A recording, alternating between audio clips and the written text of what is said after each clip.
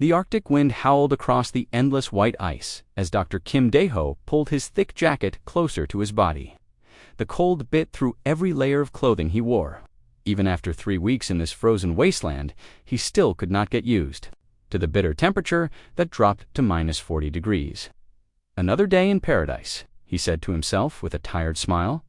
Dr. Kim was a climate scientist from Seoul National University. He had spent the last 5 years studying how global warming was changing the Arctic ice. This expedition was supposed to be his most important work yet. The ice here was thousands of years old, and it held secrets about Earth's climate history behind him. The research camp looked small against the huge ice field. 6 orange tents and 2 large equipment shelters were all that protected his team from the harsh Arctic environment. The camp had been their home for almost a month now. "Dae-ho, you need to see this right now," came a voice from his radio. It was Dr. Park Sora, the marine biologist on his team. She sounded excited but also confused. Dr. Park was usually very calm and careful with her words. If she was this excited, something important had happened. Dr. Kim walked quickly toward the main drilling site where his team was working. The ice drilling equipment made loud mechanical sounds as it pushed deeper into the ancient ice. They were taking ice core samples from different depths to study climate changes over thousands of years. "What did you find?" Dr. Kim asked. As he reached the site, Dr. Park stood next to a computer screen that showed readings from their ground radar equipment. The radar could see deep into the ice and show them what was hidden below. Lee Hansal, their geologist, was staring at the screen with his mouth open.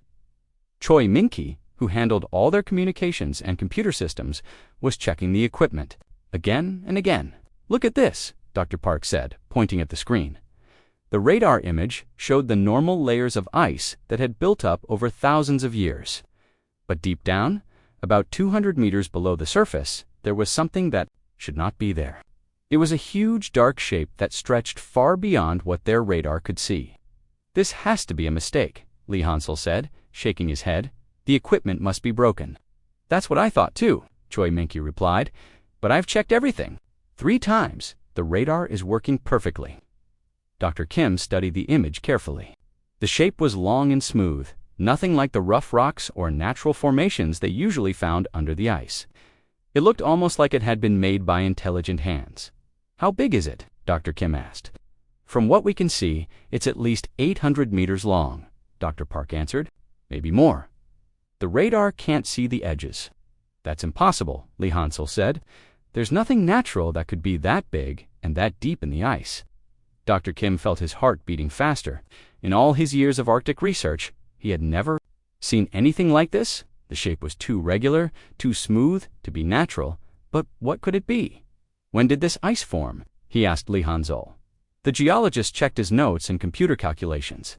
"Based on the ice layers above it, this object has been frozen here for at least 50,000 years, maybe longer."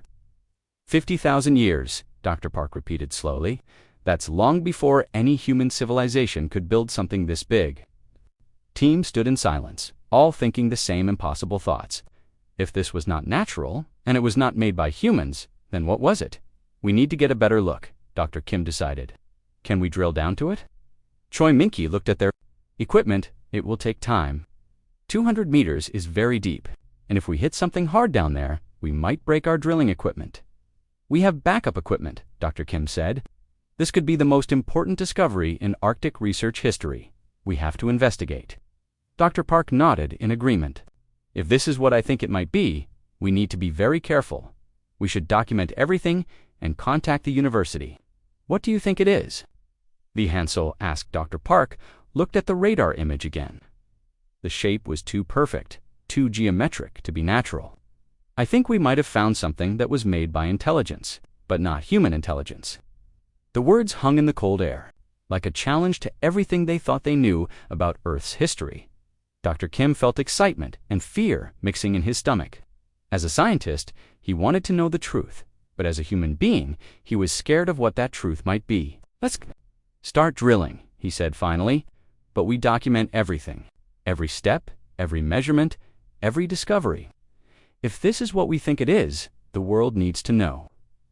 The team spent the rest of the day preparing their deep drilling equipment. They worked in shifts to keep the drill running continuously. The ice was hard and old, much harder than the surface ice they were used to working with. As the drill pushed deeper, they took samples every few meters. The ice told them a story of Earth's climate over thousands of years.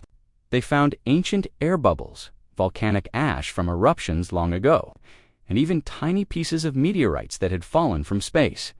But the deeper they went, the more excited and nervous they became. The radar readings did not change. The huge object was still there, waiting for them in the ancient ice. On the third day of drilling, something changed. The drill bit hit something hard at exactly 203 meters deep. The sound was different from hitting rock or hard ice. It was metallic, almost musical. "Stop the drill," Dr. Kim ordered immediately. They pulled up the drill bit and examined it. The metal tip was scratched, but not damaged like it would be if they had hit rock. Instead, it looked like they had scraped against something incredibly smooth and hard. "It's metal," Lee Hansel said in amazement, "but not any metal I've ever seen. Look at how it scratched the drill bit." Dr. Park took samples of the tiny metal particles that had stuck to the drill. Under their portable microscope, the metal looked unlike anything from Earth. It had a strange blue-silver color and seemed to almost glow with its own light. "This changes everything," Dr. Kim said quietly. They had found something impossible, buried in the Arctic ice. Something that had been waiting in the frozen darkness for 50,000 years. Something that was definitely not made on Earth. The discovery would change their lives forever. But they did not know yet just how much. It would change the entire world. 3 weeks had passed since Dr. Kim Dae-ho and his team first discovered the mysterious metal object buried deep in the Arctic ice. Those 3 weeks had been the most exciting and terrifying time of their lives. The team had worked day and night. To carefully dig down to the object, they used thermal boring equipment that melted the ice with controlled heat instead of drilling through it. This way, they would not damage whatever was waiting for them below. Dr. Parksora stood at the edge of the access tunnel they had created. The tunnel went straight down through 200 meters of ancient ice. Steam rose from the warm tunnel into the freezing Arctic air above. "The tunnel is stable," she called to the others. "We can go down safely now." Dr. Kim checked his equipment. One more time, he wore a special suit that would keep him warm and safe. His helmet had lights and a camera that would record everything they found. The world was waiting to see what they had discovered. "Remember, we document everything," Dr. Kim told his team. "Every detail could be important." Lee Han-sol was already putting on his climbing gear. As their geologist, he was excited to study the strange metal they had found. "I still can't believe we're doing this," he said with a nervous laugh. Choi Min-ki tested his communication equipment. He would stay at the surface to maintain contact with the team going down. "Radio check," he said into his microphone. "Can everyone hear me clearly?" "Clear," Dr. Kim replied through his helmet radio. "Clear," Dr. Park confirmed. "Clear," Lee Han-sol added. One by one, they climbed down the tunnel using ropes and safety equipment. The walls of the tunnel were smooth ice that reflected their helmet lights. As they went deeper, the air became warmer from the thermal equipment they had used to melt their way down. After 20 minutes of careful climbing, Dr. Kim reached the bottom of the tunnel. His lights shone on something that made him stop breathing for a moment. The metal surface stretched out in all directions, beyond where his lights could reach. It was perfectly smooth and had that same blue-silver color they had seen in the tiny samples. But seeing it up close was completely different. "I'm at the bottom," Dr. Kim reported through his radio. "You need to see this to believe it." Dr. Park reached the bottom next, followed by Lee Han-sol. All 3 of them stood on the metal surface in amazement. Their footsteps made small, echoing sounds, like they were standing on the hull of a giant ship. "It's definitely artificial," Lee Han said, running his gloved hand over the surface. "No natural process could create metal this smooth and perfect." Dr. Park was taking measurements with her equipment. "The metal is exactly 12 degrees warmer than the surrounding ice," she reported. "That's impossible unless it has its own heat source." Even through his thick gloves, he could feel a slight vibration, like the metal was alive somehow. "There's something else," Dr. Park said, her voice filled with wonder. "Watch this." She took out a small knife and made a tiny scratch on the metal surface. At first, nothing happened. Then, slowly, the scratch began to disappear. Within minutes, the metal had healed itself completely. The metal repairs itself she said in amazement. "This technology is far beyond anything we have on Earth." Lee Han-sol was studying his equipment readings. "The metal contains elements that don't exist on our periodic table," he reported. "At least 6 different elements that I can't identify." Dr. Kim felt his heart racing. They were looking at technology that was clearly not made by humans, but who had made it? And how long had it been waiting under the ice? "We need to find a way inside," Dr. Kim decided. "If this is some kind of vessel, there must be an entrance somewhere." The team spread out across the metal surface, searching for any kind of opening or hatch. Their lights moved back and forth as they examined every part of the surface they could reach. After an hour of searching, Choi Min-ki's voice came through their radios from the surface. "I'm reading some kind of energy signature from your location," he reported. "Something just activated down there." Suddenly, a section of the metal surface began to glow with soft blue light. The light formed a perfect rectangle about 2 meters wide and 3 meters tall. As they watched in amazement, the glowing section simply disappeared, creating an opening into the interior. "An entrance just opened," Dr. Kim reported, trying to keep his voice calm. "It seems to have responded to our presence." Dr. Park stepped closer to the opening and shined her light inside. "I can see a corridor," she said. "The walls are the same metal, but there are lights turning on inside." Lee Han-sol checked his air quality equipment. "The air inside is breathable," he reported. "Temperature is 20 degrees Celsius. It's actually warmer inside than outside." Dr. Kim made the decision that would change everything. "We're going inside," he said. "Stay close together and document everything." They stepped through the opening into what was clearly a corridor designed for beings roughly their size. The ceiling was about 2.5 meters high, and the corridor was wide enough for 2 people to walk side by side. As they moved forward, more lights activated automatically, creating a path deeper into the vessel. The walls were smooth and curved, with no visible joints or construction marks. It was as if the entire corridor had been formed from a single piece of metal. "This is definitely a spacecraft," Dr. Park said quietly. "The design, the materials, the technology. We're inside an alien ship." They walked slowly down the corridor, their footsteps echoing softly. Along the walls, they could see panels and displays that looked like they might be controls or information systems. Everything was dark for now, but they had the feeling that the ship was waking up around them. "The power systems are still active after all these years," Lee Han-sol observed. "The lights, the air systems, maybe even the computers. This ship is still alive." After walking for several minutes, the corridor opened into a larger space. Dr. Kim's lights revealed what looked like a control room or bridge. There were stations that might have been designed for crew members, and large dark screens that could have been displays or windows. "Control room," Dr. Kim reported to Choi Min-ki on the surface. "We're definitely inside some kind of spacecraft. The technology is incredible." As they explored the control room, more systems began to activate. Panels lit up with symbols and patterns they did not recognize. Soft sounds came from hidden speakers, like the ship was running diagnostics or checking its systems. "It's responding to us," Dr. Park said with wonder and fear in her voice. "The ship knows we're here."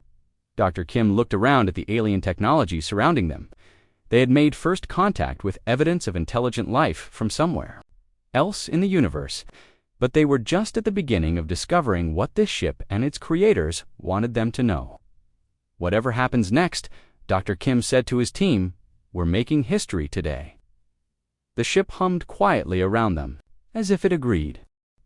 Dr. Kim Dae-ho had been inside the alien spacecraft for 2 hours now, but he still could not believe what he was seeing. The ship was enormous, much bigger than they had imagined from their radar readings. Every corridor they explored led to new rooms filled with technology beyond human understanding. "The ship is at least a kilometer long," Lee Han-sol reported through his radio to Choi Min-ki on the surface. "Maybe longer. We've only explored a small part of it."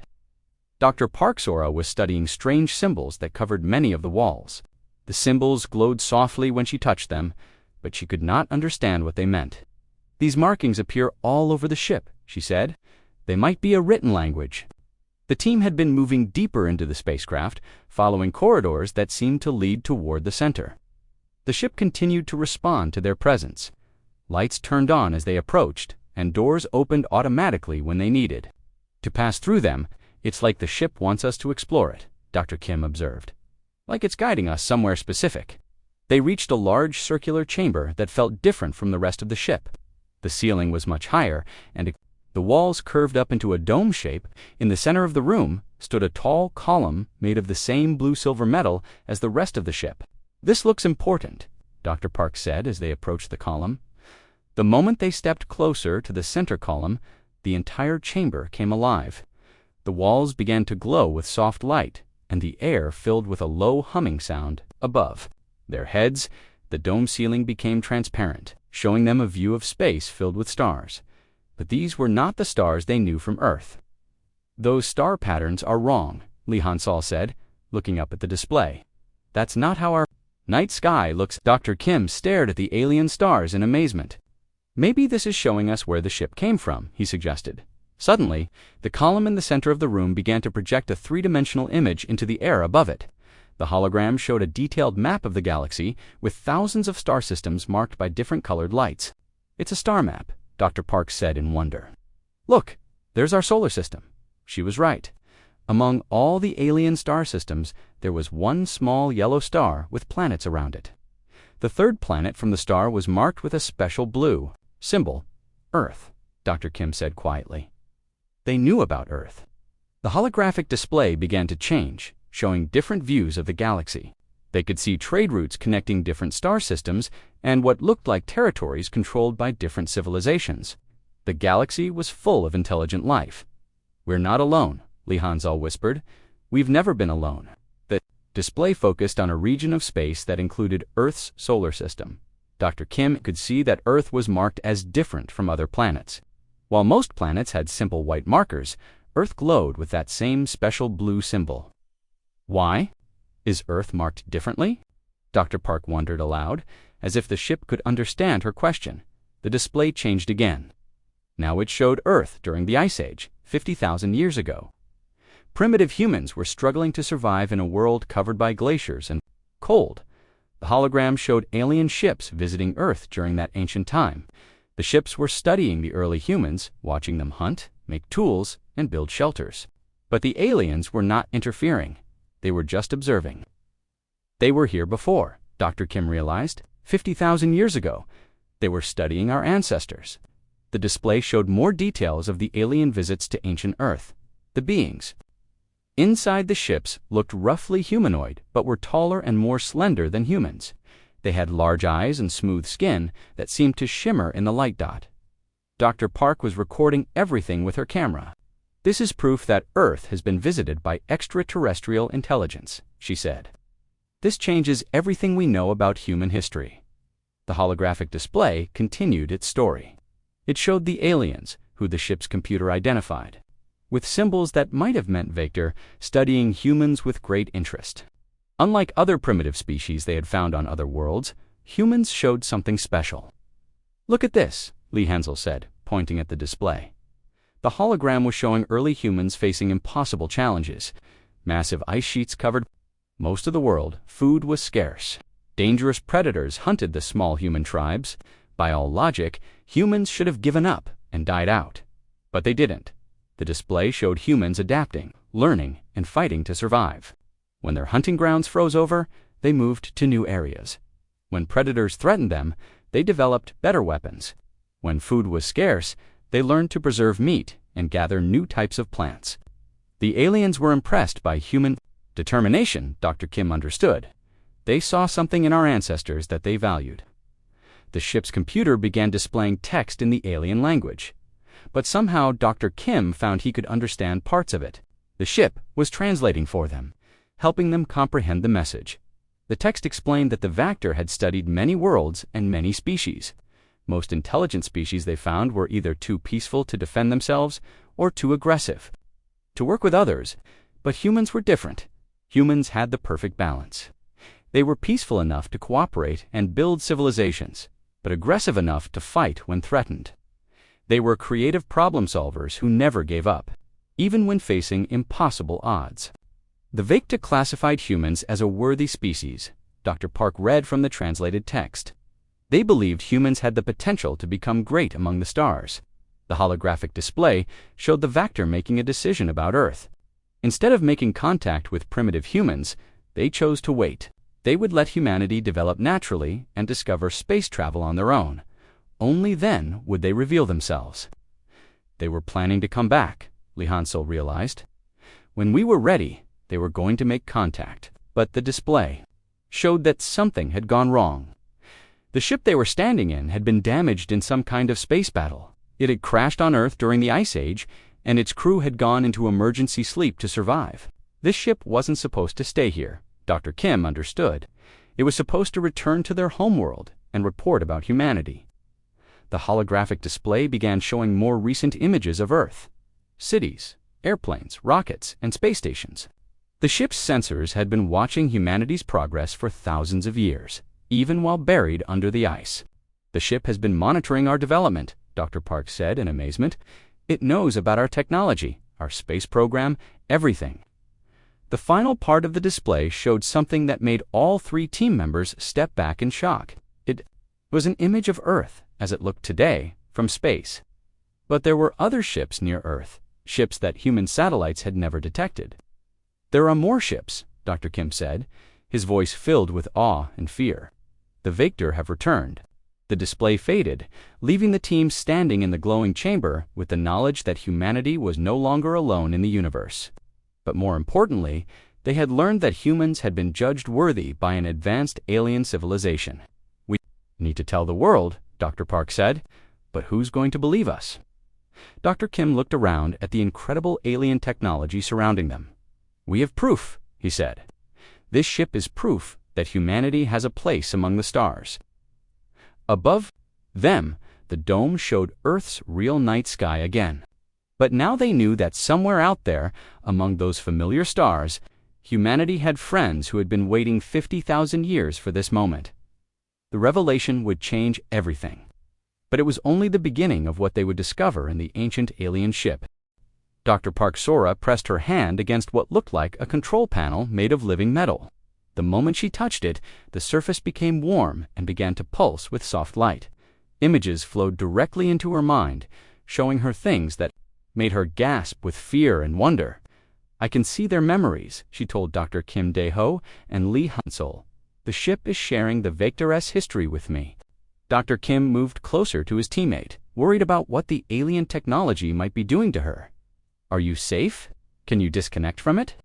I'm fine, Dr. Park replied, though her voice sounded distant. The connection is gentle. They're not trying to hurt me, they're trying to warn us. Through the biological interface, Dr. Park could see the galaxy as the Vector had known it. Thousands of civilizations had once filled the stars, each one unique and beautiful. There had been peaceful traders, brilliant scientists, and wise philosophers, spread across countless worlds, but then something terrible had come from the dark spaces between the galaxies. They called it the consuming dark, Dr. Park said, her voice shaking. It's not just one enemy, it's a force that hates all biological life. The images flowing through her mind showed worlds dying. Entire civilizations disappeared in months, leaving behind only empty planets stripped of all life. The consuming dark moved through the galaxy like a plague, destroying everything that lived and breathed. Lee Han-sul was studying other parts of the ship's computer system. I'm seeing weapon designs here, he reported. Energy weapons, defensive shields, things that are thousands of years ahead of our technology. The Vector built these weapons to fight the consuming dark, Dr. Park explained as more memories flowed through her, but even with all their advanced technology, they were losing the war. Dr. Kim felt a chill that had nothing to do with the Arctic cold above them. How many civilizations were destroyed? Millions, Dr. Park whispered. The consuming dark had done this before. It comes to the galaxy every 100,000 years, cleanses it of biological life, then retreats to the dark spaces to wait. The ship's computer showed them images of the final battles. Great fleets of Vector ships fighting against enemies that looked like machines made of living shadow. The enemy ships were geometric and sharp, designed for one purpose: destroying life. The Vector knew they were going to lose, Dr. Park continued, so they made a desperate plan. They would scatter their ships across the galaxy, hiding them on worlds that the consuming dark had not yet found. Li Han-sol looked up from the weapon schematics he was studying. This ship was part of that plan. They were supposed to hide here until the consuming dark passed through the galaxy. But their ship was damaged in the final battle, Dr. Park said. They crashed on Earth during the Ice Age. The crew went into emergency stasis, hoping to survive until it was safe to wake up. Dr. Kim realized the terrible truth. They've been sleeping under our ice for 50,000 years, waiting for the danger to pass. But the danger never passed, Dr. Park said grimly. The consuming dark is still out there, and according to the ship's calculations, it's coming back. The biological computer showed them star charts with dates and calculations. The consuming dark followed a predictable pattern, moving through the galaxy in great spirals that took 100,000 years to complete. Based on the pattern, the enemy would return to Earth's region of space very soon. How soon? Dr. Kim asked, though he was afraid of the answer. Dr. Park's connection to the ship deepened as she asked the same question. The answer came as images of Earth's current technology level, satellite networks, and space programs. The ship has been monitoring our progress, she said. It calculates that the consuming dark will detect Earth's radio signals and technological development within the next 50 years. Li Han-sol stopped looking at the weapon designs. 50 years? That's not enough time to develop the technology. We would need to defend ourselves. That's why this ship is here, Dr. Park realized. The Vector didn't just hide here to survive. They left their technology as a gift for humanity. The ship's computer began displaying more information. The Vector had been planning this for millennia. They had studied thousands of species across the galaxy, looking for ones that might be able to continue the fight against the consuming dark. Most species were too peaceful. When faced with extinction, they would try to negotiate or surrender. Others were too aggressive and would destroy themselves before the enemy arrived. But humans were different. The Vector saw something special in our ancestors, Dr. Park explained. Humans never give up. Even when facing impossible odds, we find a way to keep fighting. The computer showed them examples from human history. Ancient battles where small armies defeated much larger forces through cleverness and determination. Explorers who crossed dangerous oceans to find new lands. Scientists who spent their entire lives solving problems that seemed impossible. Every other species the Vector studied would eventually accept defeat. Dr. Park continued, but humans are too stubborn to quit. We keep trying new approaches until we find something that works. Dr. Kim felt a strange mixture of pride and terror, so they chose us to inherit their technology and continue their fight. Not just their technology, Li Han-sol said, looking at more of the ship's systems. This ship contains the combined knowledge of dozens of civilizations, science, mathematics, engineering, philosophy, everything they learned before the consuming dark destroyed them.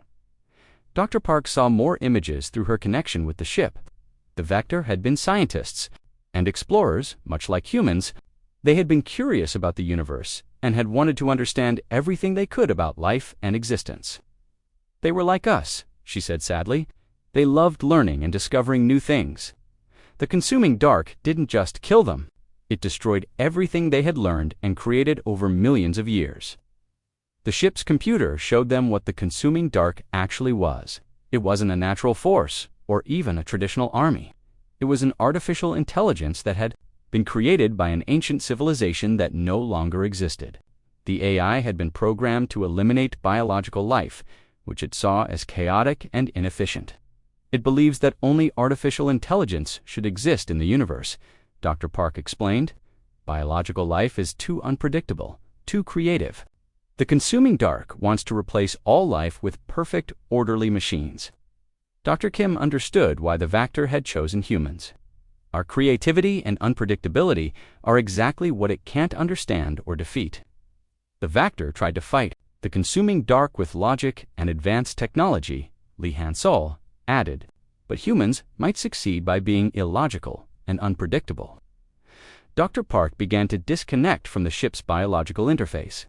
The knowledge she had gained was overwhelming, but she knew they had to act on it quickly.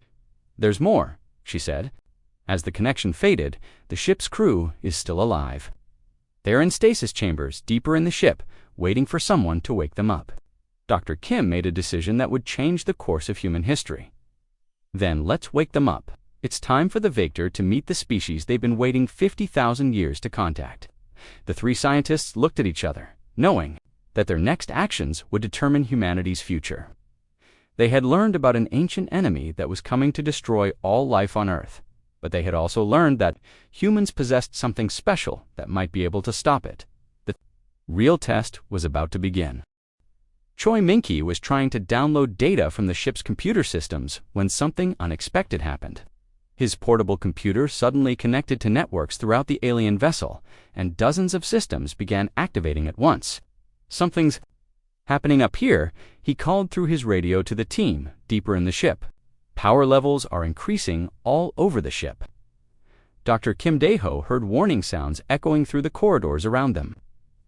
Lights that had been dim began glowing brighter, and air circulation systems that had been quiet for 50 years started humming with life. "What did you do, Min-ki?" Dr. Kim asked through his radio. "I was just trying to copy some of the database files," Choi Min-ki replied nervously, "but my computer seems to have triggered something big." Dr. Park Sora was still connected to the ship's biological interface when she felt a massive change in the vessel's systems. "The ship is waking up completely," she said with excitement and fear in her voice. All the systems that were in sleep mode are starting up. Lee Han-sol checked his equipment readings. The ship's power output just increased by 500%. Whatever Min-ki did, he activated something major. Deep in the ship, in a section they had not yet explored, 3 stasis chambers that had been silent for millennia began there. Revival sequences. The chambers were designed to keep living beings in perfect, suspended animation for thousands of years. Now they were slowly bringing their occupants back to life. "I'm detecting life signs," Dr. Park said through her connection with the ship. "There are 3 beings in stasis chambers, and they're waking up." Dr. Kim felt his heart racing. They were about to meet living aliens face to face. After thousands of years of human wondering about life beyond Earth, they were going to be the first people to actually communicate with extraterrestrial intelligence. "Where are the stasis chambers?" he asked. "Follow me," Dr. Park said, still connected to the ship's systems. "The ship is guiding me to them." They moved through corridors that were now fully lit and active. The ship felt alive around them, with air flowing freely and systems humming with purpose. It was no longer a derelict vessel buried in ice. It was a functioning spacecraft preparing for its crew to return to duty. They reached a large chamber filled with 3 tall cylindrical pods. Each pod was made of transparent material that let them see inside. The beings inside were tall and slender, just as the holographic records had shown. They had pale skin that seemed to shimmer with its own light, and large eyes that were now slowly beginning to open. "They're beautiful," Dr. Park whispered. The first being to fully awaken was clearly female. She moved slowly inside her stasis pod as systems checked her vital signs and prepared to open the chamber. When the pod finally opened with a soft hiss of escaping air, she stepped out gracefully, despite having been asleep for 50,000 years. She was taller than any of the humans, nearly 2.5 meters in height.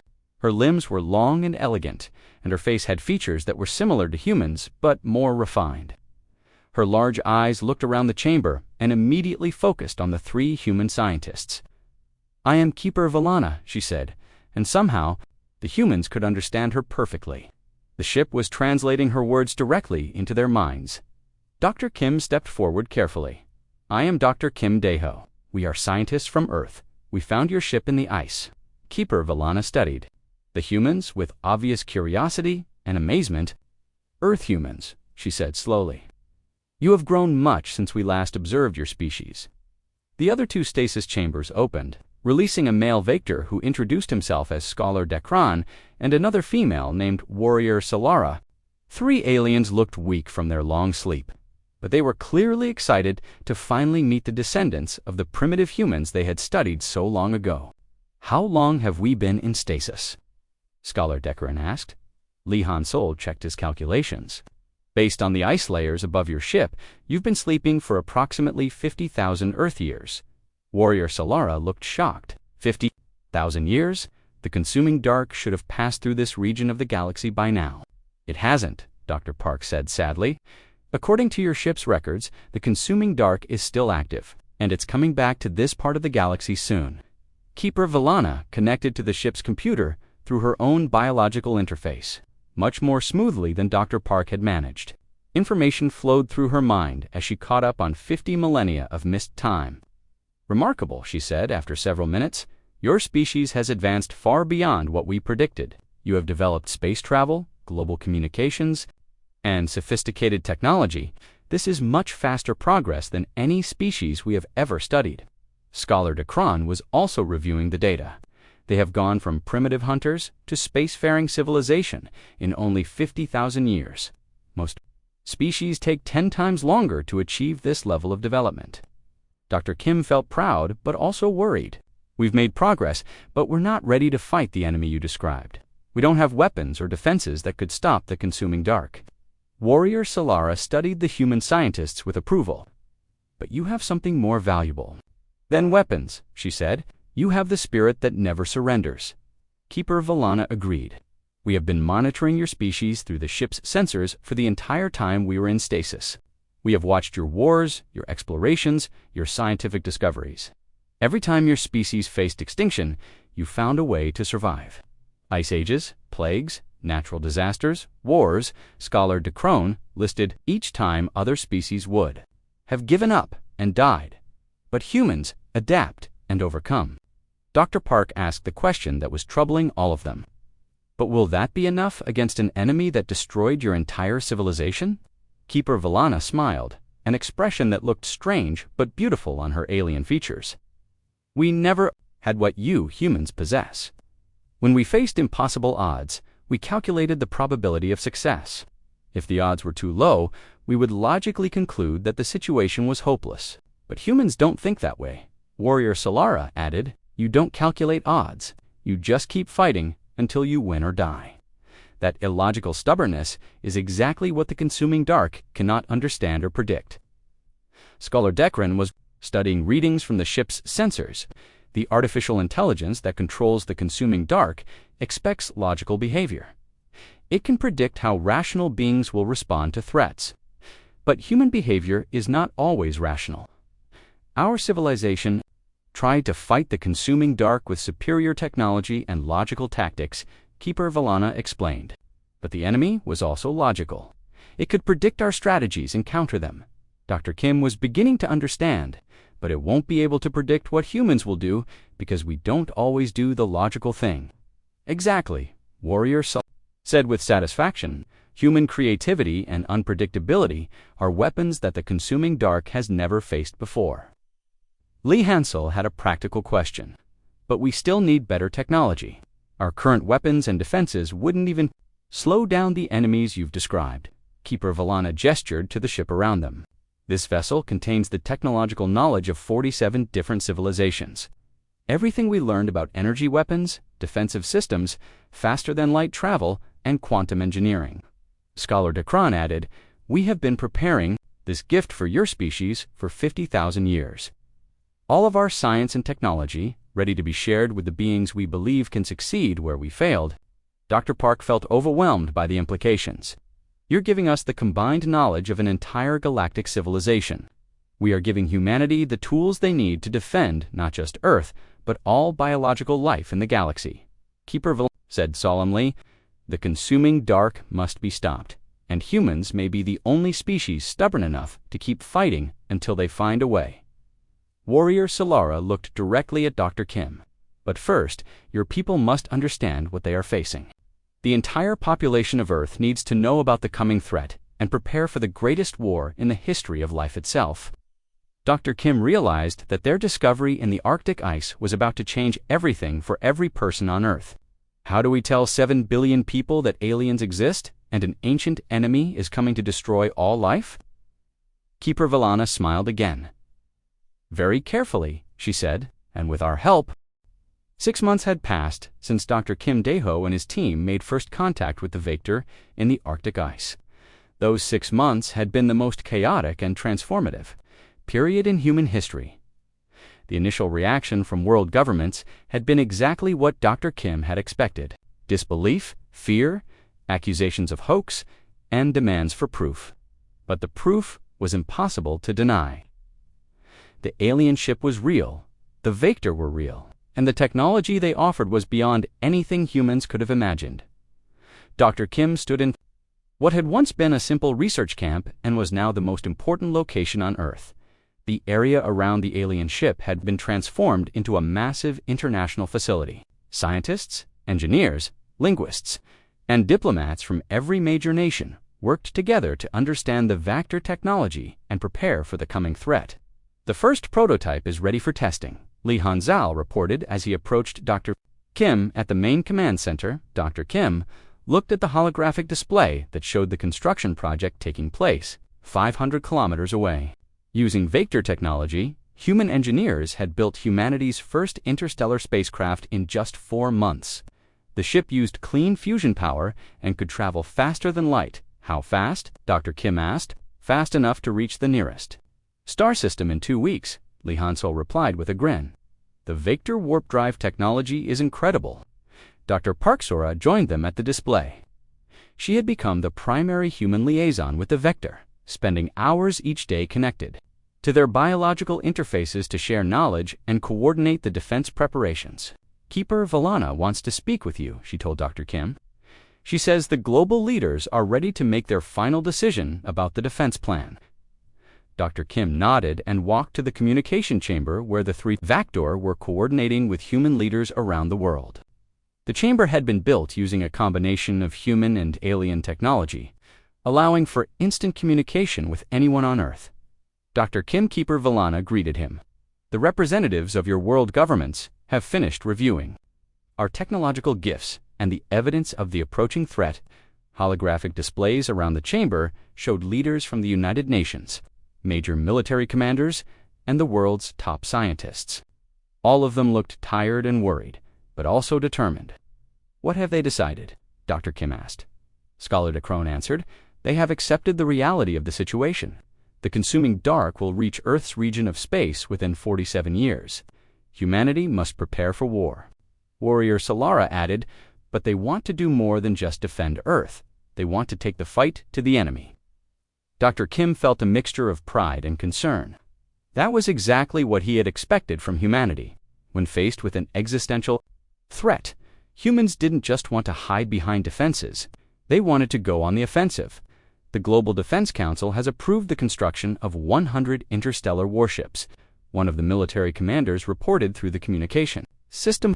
We're also establishing defense stations around Earth and our neighboring star systems. Keeper Valana looked impressed. Most species focus only on defending their homeworld. Humans want to create an entire defensive network across multiple star systems. That's not enough, Dr. Kim said, voicing the thought that had been troubling him for weeks. Even with your technology, we're just one species. The consuming dark has destroyed millions of civilizations. How can we succeed where all of them failed? Scholar de Crone had been studying human history and culture extensively since awakening from stasis.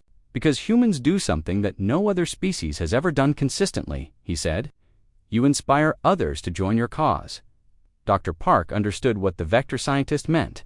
Throughout human history, when we've faced large enemies, we've formed alliances. We convince other groups to work with us against common threats. Exactly, Warrior Solara agreed. Most species fight alone or only with their own kind, but humans naturally build coalitions with anyone willing to help. Keeper Valana activated a new holographic display that showed the current galaxy. There were still isolated pockets of civilizations scattered across the stars, species that had managed to hide from the consuming dark, or were too small to be noticed yet. There are at least 50 intelligent species still alive in this galaxy, she revealed. They are hiding, trying to avoid detection by the consuming dark. None of them believe they can fight back. Dr. Kim immediately saw the opportunity. But if we could unite them all into one alliance, we might have enough combined strength to win. Other species have tried to form alliances, Scholar Dekran warned. But they always failed because each species only cared about protecting themselves. Humans are different, Dr. Park said confidently. We've proven throughout our history that we'll fight to protect others, even when it puts us at greater risk. One of the human leaders on the communication display spoke up. We've already decided that Earth's defense network will protect any species willing to join our alliance. We're not just fighting for humanity, we're fighting for all biological life. Keeper Villana looked amazed. You are willing to risk your own survival to protect species you have never met. That's what makes us human, Dr. Kim replied simply. Over the following months, the plan took shape. Earth would become the center of a galactic alliance dedicated to stopping the consuming dark forever. Human diplomats, working with Vector advisors, began the dangerous task of contacting hidden civilizations and convincing them to join the fight. Dr. Kim stood on the observation deck of humanity's first interstellar command ship as it orbited Earth. Below him, the planet buzzed with activity as massive construction projects created the ships and weapons they would need for the coming war. But more importantly, Earth was broadcasting messages of hope across the galaxy. Instead of hiding from the consuming dark, humanity was openly declaring its intention to fight. They were inviting every species that wanted to survive to join them in making a stand. The first alien ambassador arrives tomorrow, Choi Minky reported. He had become the head of Earth's new interstellar communications network, a species called the Mordock from the Vega system. They've been hiding from the consuming dark for 3,000 years. How many others have responded to our messages? Dr. Kim asked. 17 species so far, Choi Minky replied. More are contacting us every day. They can't believe that someone is actually willing to fight back. Dr. Park joined them on the observation deck. Keeper Villana says the consuming dark has noticed our activities. They're changing course to investigate Earth earlier than planned. Dr. Kim felt his heart rate increase. How much time do we have? 25 years instead of 47? Dr. Park replied. But Warrior Solera thinks that might actually be good news. Good news? Lee Hansel asked as he arrived with the latest construction reports. The consuming dark is coming here because they're curious about us, Dr. Park explained. They've never encountered a species that openly challenged them before. They want to understand what makes humans different. Dr. Kim smiled grimly. Then we'll show them exactly what makes humans different. Through the transparent walls of the observation deck, they could see the construction yards where ships from dozens of different species were being built using combined technologies. Human creativity was merging with alien science to create weapons and defenses that had never existed before. The galaxy hasn't seen anything like this in millions of years, Lee Hansel observed. Different species working together, sharing their knowledge freely, all united against a common enemy. And it's happening because humans refuse to accept that the situation was hopeless. Choi Minky added. Dr. Kim looked out at the stars, knowing that somewhere in the darkness between galaxies, an ancient enemy was heading toward Earth. But, for the first time in millions of years, that enemy was going to face something it had never encountered before. A united galaxy that refused to give up. Whatever happens in 25 years, Dr. Kim said to his team, humanity has already won something important. We've proven that biological life doesn't have to hide in fear. We can stand up and fight for our right to exist. Dr. Park smiled. As she watched ships from 12 different species working together to build humanity's flagship vessel, the consuming dark thinks it's coming to destroy another helpless civilization, she said. But it's actually walking into a trap set by the most stubborn species in the galaxy, backed up by every other species that's tired of being afraid. Lee Hansel added. The war that would determine the fate of all biological life in the galaxy was coming. But thanks to a discovery in the Arctic ice and humanity's refusal to accept defeat, that war would be fought on terms the consuming dark had never faced before. For the first time in millions of years, the galaxy had hope.